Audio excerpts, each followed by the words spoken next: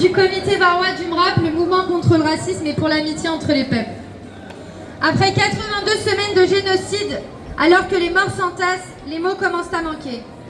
On regarde le passage sous silence et la déshumanisation de tout un peuple exterminé, avec le terrible sentiment d'impuissance et d'abandon.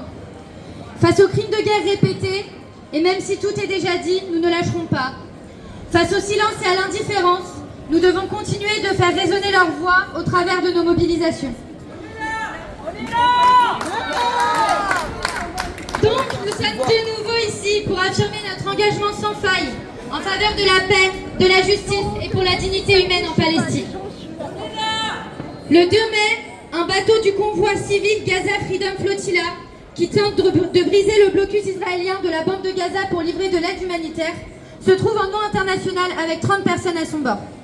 En pleine nuit, les drones de l'armée criminelle de Netanyahou frappent l'avant du bateau, qui prend feu dans le but de le faire couler.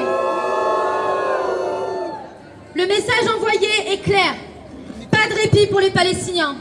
Ils doivent se faire bombarder, massacrer, déporter, affamer, assoiffer. Et quiconque tenterait face à ça de faire preuve de la moindre humanité sera criminalisé ou tué.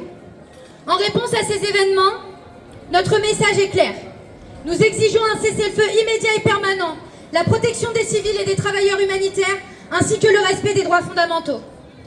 Parallèlement en France, Bruno Retailleau a eu la dissolution très facile cette semaine. D'abord la Jeune Garde, c'est au tour d'Urgence Palestine, principal acteur de la mobilisation en faveur du peuple palestinien. Il justifie cette décision par une volonté de taper sur les islamistes. Nous savons tous ce que ce terme suscite aujourd'hui dans les esprits.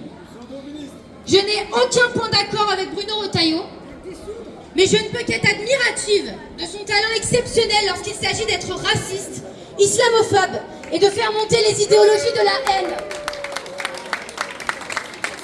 Cette décision, mais également le traitement qu'il a réservé à l'assassinat d'Aboubacar Cissé et tellement d'autres en sont la preuve.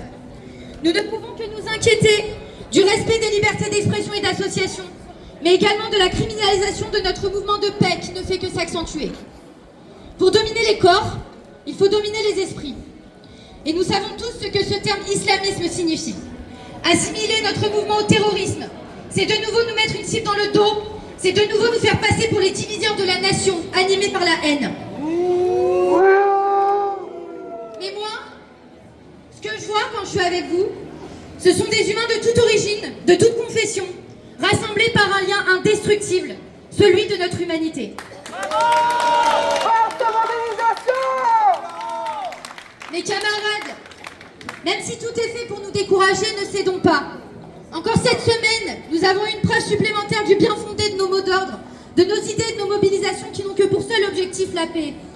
L'un de nos camarades, Rami Selmi, radiologue, avait fait l'objet d'une plainte par l'Observatoire juif de France pour son soutien sur les réseaux sociaux à la cause palestinienne. Pour celles et ceux qui ne le savent pas, la plainte a été rejetée par le Conseil de l'Ordre des médecins et nous saluons cette décision. Bien qu'il reste encore un délai d'appel d'1 mois avant de crier victoire, c'est une première étape. À ce camarade, nous réitérons notre soutien total et indéfectible et t'apportons l'assurance de notre mobilisation jusqu'à victoire complète.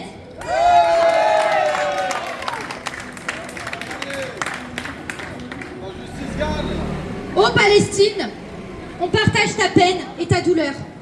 Palestine, tu seras à jamais dans nos cœurs.